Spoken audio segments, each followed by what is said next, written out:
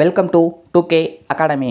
நண்பர்களே, நம்ம இந்த வீடியோவில் என்ன தகவலை பற்றி பார்க்க போகிறோம்னா, திருக்குறளிலிருந்து, அதாவது தமிழ் ஓகேவா, அந்த பகுதியிலிருந்து கேட்கப்பட்ட ஒரு முக்கியமான வினாக்களை தான் பார்க்க போகிறோம்.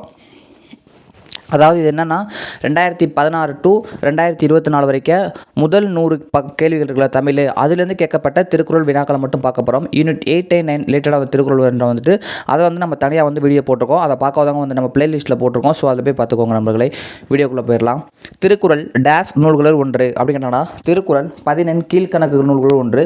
14 கீழ்கணக்கு நூல்கள் அப்படின்னு சொல்லி பார்த்தோம்னா, அதில் 11 அறநூல்கள் இருக்கும், 6 அகநூல்கள் இருக்கும், ப்ளஸ் ஒரு புறநூல் இருக்கும் ஓகேவா. அந்த 11 அறநூல்கள் அதில் திருக்குறளும் ஒன்று ஓகேவா. ஒரே ஒரு புறநூல் அப்படின்னு சொன்னோம்ல, அது என்னென்னா களவழி 40ன்னு சொல்லுவாங்க. மொத்தம் 18 நூல்கள் இருக்கும் ஓகேவா. அடுத்து பொருட்பாலில் பகுக்கப்படாத இயல், அதாவது திருக்குறளை பொறுத்தவரையும் பார்த்தோம்னா அது இயல் பிரிச்சிருப்பாங்க. அதில் பொருட்பாலில் இல்லாத இயல் என்னன்னு கேட்குறாங்க, பாயிரவியல். ஏன்னா பாயிரவியல் என்பது இதில் பார்த்தோம்னா அறத்துப்பாலில் வரும் ஓகேவா. அதாவது அறத்துப்பால், பொருட்பால், இன்பத்துப்பால் என 3 பாலாக திருக்குறளை பிரிச்சிருப்பாங்க. அதில் அறத்துப்பால் அப்படின்றத பார்த்தோம்னா 4 இயல்களும், பொருட்பாலில் 3 இயலும், அப்புறமேட்டுக்கு இன்பத்துப்பாலில் 2 இயல்களும் அப்படின்னு சொல்லிட்டு வரும். ஸோ பொருட்பாலில் அரசியல், அங்கவியல், ஒளிபியல் CBCD வரும். ஸோ பாயிரவியல் வராது. ஏன்னா அறத்துப்பாலில் தான் பாயிரவியல் என்பது வரும் ஓகேவா. அறத்துப்பால், இன்பத்துப்பால் பார்த்தோம்னா கலவியல், கற்பியல் இந்த 2 இது இருக்கும். மொத்தம் 9 இயல்கள். பொருட்பாலில் 3 இயல், இன்பத்துப்பாலில் 2 இயல், கலவியல், கற்பியல். அறத்துப்பாலில் 4 இயல், பாயிரவியல், இல்லறவியல், துறவரவியல், ஊழியல் இந்த 4 இயல்கள். மொத்தம் 9 இயல்கள் திருக்குறளை வரும் நண்பர்களை பார்த்துக்கோங்க. அடுத்து திருவள்ளுவர் ஆண்டு எதை உறுதி செய்து கணக்கிடப்படுகிறது அப்படிங்கிறாங்கன்னா, கிமு 31ஆம் நூற்றாண்டு. இதை இந்த கணக்கீடு அப்படின்னு சொன்னவர் யாருன்னு ஸ்பெசிஃபிக்காக கேட்டாங்கன்னா, மறைமலை அடிகள் இருக்கார் பார்த்தீங்களா, அவர் தான் இதை சொன்னவர் ஓகேவா, தெரிஞ்சுக்கோங்க. அடுத்து முயற்சி திருவினையாக்கும் என கூறியவர் யார் அப்படின்னா திருவள்ளுவர். முயற்சி திருவினையாக்கும் என கூறியவர்னா திருவள்ளுவர்.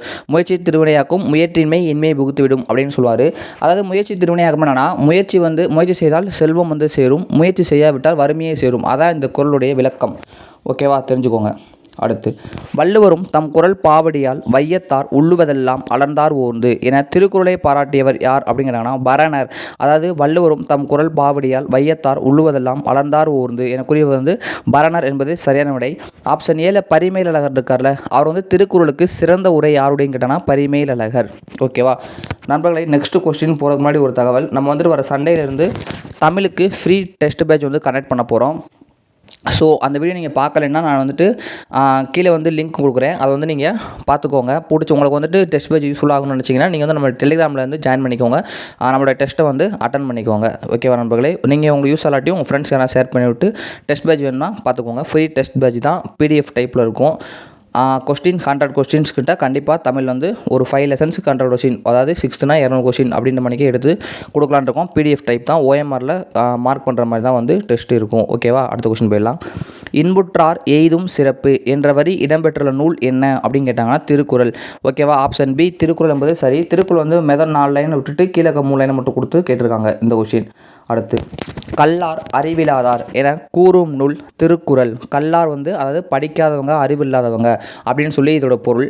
அப்படின்னு சொன்னது எந்த நூல் அப்படின்னு கேட்டாங்கன்னா திருக்குறள் என்பது சரியான விடை ஓகேவா. அடுத்து திருக்குறளில் 7 என்னும் பெயர் எத்தனை குறட்பாக்களில் இடம்பெற்றுள்ளனா, 7 என்னும் பெயர் 8 குறட்பாக்களில் இடம்பெற்றுள்ளது என்பது சரியான விடை நண்பர்களை பார்த்துக்கோங்க. அடுத்து திருக்குறளில் எத்தனை அதிகாரம் உள்ளதுன்னா 133 அதிகாரங்கள் உள்ளது, 1330 குறட்பாக்கள் உள்ளது.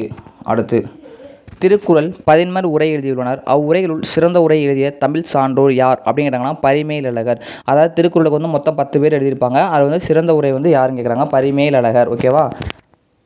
அடுத்து மாதானுபங்கி என அழைக்கப்படுபவர் யார் அப்படிங்கிறாங்கன்னா திருவள்ளுவர் தான் மாதானுபங்கி பொய்யில் புலவர், தேவர், நாயனார் இப்படிலாம் அழைக்கப்படுபவர் திருவள்ளுவர் தான். அடுத்து உத்தரவேதம் என அழைக்கப்படும் நூல் திருக்குறள். இது தெரிந்த ஒரு வினா. உத்தரவேதம், பொய்யாமொழி, வாயுரை வாழ்த்து, அப்புறம் தமிழ் மறை, உலக பொதுமறை, இப்படி எது கேட்டாலும் திருக்குறள் தான். செய்க பொருளை டேஸ் செருணரருக்கும் எக்கதெனில் கூறியதில் உரிய சொல்லால் நிரப்புங்க சொல்லியிருக்காங்க. செய்க பொருளை செருணர் செருக்கருக்கும் அப்படின்னு தான் இது வரும் நண்பர்களை. அடுத்து ஊழி பெயரினும் தாம் பெயரார் சான்றாண்மைக்கு ஆழி எனப்படுவார் எனும் குறட்பாவில் ஊழி என்பதன் பொருள் என்ன அப்படின்னு கேட்குறாங்க. ஊழி அப்படின்ற பொருள் உலகம். ஓகேவா. இதுவே 6th நியூ புக்கில் என்ன கொடுத்துருப்பாங்கன்னா ஊழி என்பதன் பொருள் என்ன, நீண்டதொரு காலப்பகுதி அப்படின்னு மாதிரி சொல்லியிருப்பாங்க. இங்கே ஊழினா உலகம் இந்த குறளை பொறுத்த வரைக்கும். அடுத்து திருக்குறளை கொடுத்துட்டு அதை கொடுத்துருக்காங்க. பட்டியல் 1 பட்டியல் 2 பொறுத்த சொல்லியிருக்காங்க. ஒழுக்கத்தின் எய்துவர் மேன்மை அப்படின்னு சொல்லி வரும். ஆப்ஷன் 2ல் இருப்பாங்களே, ஒழுக்கத்தின் எய்துவர் மேன்மை. அடுத்து இழுக்கத்தின் எய்துவர் எய்தா பழி அப்படின்னு சொல்லுவாங்க. ஸோ ஆப்ஷன் 4ல் இருக்கு பாருங்கள் அதே. அடுத்து பொறாமை உடையவரிடம் செல்வம் நிலைக்காது, ஒழுக்கம் இல்லாதவரிடம் உயர்வு இருக்காது. இது ரெண்டுமே வந்து 10th ஓல்டு புக்கில் வந்து அடுத்தடுத்த குறள். அந்த குறளுடைய அந்த கடைசியில் கொடுத்துட்டு அப்படியே பொருத்தமாக கொடுத்துருவாங்க. அவ்வளோதான். திருக்குறளை முதலில் பதிப்பித்து வெளியிட்டவர் யார் அப்படின்னு கேட்டாங்கன்னா ஞானப்பிரகாசன். ஞானப்பிரகாசன் இது வந்து தஞ்சையை சேர்ந்தவர். எந்த ஆண்டு அப்படின்னு கேட்டாங்கன்னா 1812ஆம் ஆண்டு வந்து வெளியிட்டிருப்பார். அறிவுடையார் நட்பு எதனை போன்றது அப்படின்னு கேட்டாங்கன்னா அறிவுடையாரின் நட்பு வளர்பிறை, அதாவது வளர்பிறை போல நாளும் வளரும் அப்படின்னு சொல்லியிருப்பாங்க. வளர்பிறையை போல நாளும் வளரும் அப்படின்னு சொல்லியிருப்பாங்க. அறிவில்லாத நட்பு தேய்பிறை போன்றது. ஆப்ஷன் டியில் இருக்கு பாருங்கள், அது வரும். அறிவில்லாதவங்க கேட்டாங்கன்னா அது கொடுக்கணும். பகல் வெல்லும் கூகையை காக்கை இகழ்வெல்லும் வேந்தருக்கு வேண்டும் பொழுது என்னும் குறளில் கூகை என்பதன் பொருள் யாது அப்படின்னு கேட்டாங்கன்னா கூகை அப்படின்ற பொருள் கோட்டான் என்பது சரியான விடை. திருவள்ளுவ மாலையில் திருக்குறளை புகழ்ந்து பாடியுள்ள புலவர்கள் எத்தனை பேர் அப்படின்னு கேட்டாங்கன்னா 53 பேர். திருவள்ளுவ மாலையில் மொத்தம் 55 பாடல்கள் இருக்கும். ஆனால் பாடிய புலவர்கள் அப்படின்னு கேட்டாங்கன்னா 53 பேர் தான். ஏன் அப்படின்னு பார்த்தோம்னா ஔவையாரும் கபிலரும் அவங்க வந்து 2 பாட்டு பாடியிருப்பாங்க. ஸோ அதனால் 53 பேர் 55 பாடல்கள். 9th ஓல்டு புக்கில் இருக்கும். இங்கிலாந்து மகாராணி விக்டோரியா காலையில் கண் விழித்ததும் முதலில் படித்த நூல் என்னன்னு கேட்டாங்கன்னா திருக்குறள். இங்கிலாந்து மகாராணி விக்டோரியா காலையில் கண் விழித்ததும் முதலில் படித்த நூல் திருக்குறள் தானா, பார்த்துக்கோங்க. அங்கவியல் திருக்குறளில் எந்த பகுதியில் இடம்பெற்றுள்ளதுன்னு கேட்டாங்கன்னா பொருட்பால். மேலேயே பார்த்தோம். ஸோ பார்த்துக்கலாம். அணு துளைக்காத கிரெம்ளின் மாளிகையில் வைத்து திருக்குறளை பாதுகாக்கும் நாடு எது அப்படின்னு கேட்டாங்கன்னா உருசிய நாடு. அதாவது ரஷ்யா இருக்குல்ல, ரஷ்யாவை தான் உருசியா அப்படின்னு சொல்லுவாங்க. ஸோ ஆப்ஷன் சி உருசியா நாடு தான் வந்துட்டு அணு துளைக்காத கிரெம்ளின் மாளிகையில். அதாவது அப்படின்னா என்ன அர்த்தம்னா அணுகுண்டு இருக்குல்ல, அணுகுண்டு போட்டால் அந்த ஹீரோஷிமா நாகசாகிலாம் வந்து வெடிச்சிருச்சு, நிறையா சாவாங்க சொல்லுவாங்கள்ல, அந்த அணுகுண்டு போட்டால் கூட அந்த திருக்குறள் நூல் வந்து அழிஞ்சி சிதையாமல் இருக்கும் பாருங்க. அப்படி ஒரு இடத்துல வச்சுருக்காங்களாம். நம்ம நாட்டில் அணுகுண்டே போட்டாலும் அந்த திருக்குறள் புக்கு வந்து சிதையாது, அப்படி வச்சுருக்காங்க. தமிழுக்கு கதி என்று பெரியோரால் போற்றப்படும் 2 நூல்கள் எதுன்னு கேட்டாங்கன்னா திருக்குறளும் கம்பராமாயணமும். தமிழுக்கு கதி என்று அது ஏன் அப்படின்னு சொன்னவர் யார் அப்படின்னு கேட்டாங்கன்னா திருமணம் செல்வ கேசவராய முதலியார் அப்படின்னு சொல்லுவாங்க. கதியில் கா என்பது கம்பராமாயணத்தையும் தீ என்பது திருக்குறளையும் குறிக்கும். அடுத்து பொறை எனப்படுவது போற்றாரை பொறுத்தல் என்பதில் பொறை என்ற சொல் குறிப்பிடும் பண்பு என்ன அப்படின்னு கேட்டிருக்காங்க. பொறை அப்படின்னா பொறுமை அப்படின்னு அர்த்தம். அதாவது திருக்குறள்லேருந்து சொல்லும் பொருள் ரிலேட்டடாக கேட்டிருக்காங்க. பொறை எனப்படுவது போற்றாரை பொறுத்தல் என்பதில் பொறை என்ற சொல் குறிப்பிடும் பண்பு என்னங்கிறாங்கன்னா பொறுமை. பொறை அப்படின்னா பொறுமை என்பது சரியான விடை. அடுத்து இழுக்கம் உடையுளி ஊன்றுகோல் அற்றே ஒழுக்கம் உடையார்வாய் சொல். இக்குறட்பாவில் உள்ள உவமையின் பொருளை தேர்ந்தெடுக்க அப்படின்னா உவமை என்ன உவமைனா ஆப்ஷன் பி ஊன்றுகோல் பெரியோர் சொல். இதான் வந்து இந்த குறட்பாவுடைய உவமை அப்படின்னு சொல்கிறாங்க. இதனால பார்த்துக்கோங்க.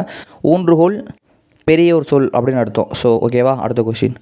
ஒருமைக்கண் தான் கற்ற கல்வி ஒருவருக்கு எளிமையும் ஏமாப்பு உடைத்து. இக்குறளில் ஏமாப்பு என்பதன் பொருள் யாது அப்படிங்கிறாங்கன்னா பாதுகாப்பு. ஒருமைக்கண் தான் கற்ற கல்வி ஒருவருக்கு எளிமையும் ஏமாப்பும் உடைத்து. இக்குறளில் ஏமாப்பு என்பதன் பொருள் யாது அப்படிங்கிறாங்கன்னா பாதுகாப்பு. ஓகேவா. ஏமாப்புனா பாதுகாப்பு அப்படின்னு சொல்லுவாங்க. அடுத்து எந்த நாட்டின் அணு துளைக்காத சுரங்க பாதுகாப்பு பெட்டகத்தில் திருக்குறள்னா ரிப்பீட்டட் கொஸ்டின். தாலாட்டி தந்த பொருளெல்லாம் தக்காருக்கு வேளாண்மை செய்து பொருட்டு.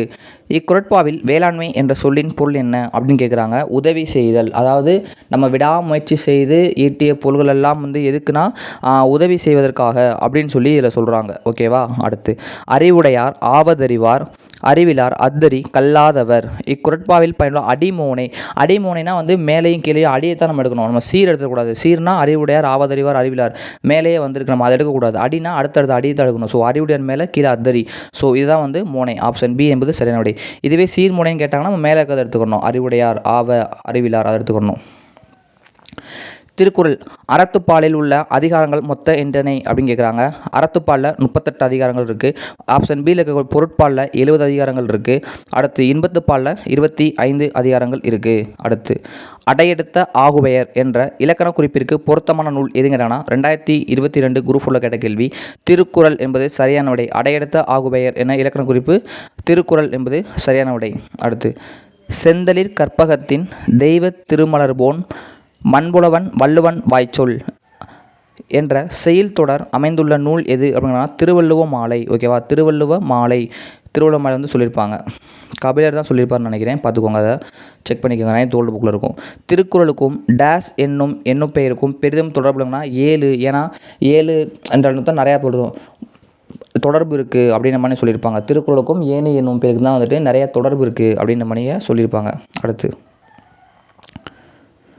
தாலாட்டி தந்த பொருளெல்லாம் தக்காருக்கு வேளாண்மை செய்தல். Repeated question.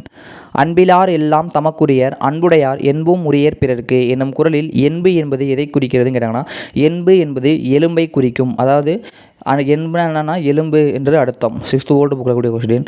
திருக்குறளில் உடைமை என்னும் பெயரில் திருவள்ளுவர் எழுதாத அதிகாரம் எது அப்படின்னு கேட்டாங்கன்னா ஒடுக்கமுடைமை. ஏன் அப்படின்னா அவர் அன்புடைமை, ஆள்வினை உடைமை, ஒழுக்கமுடைமை சொல்லிட்டு நிறையா எழுதியிருப்பார். ஸோ ஒடுக்கமுடைமை தான் எழுதிக்க மாட்டார். உலக பொதுமறை என போற்றப்படும் நூல் திருக்குறள். எல்லாருக்குமே தெரிந்த ஒரு கொஸ்டின். அடுத்து வந்து மிச்ச கொஸ்டின் வந்து நம்ம நெக்ஸ்ட் பார்ட்டில் பார்க்கலாம் நண்பர்களே. தேங்க்யூ.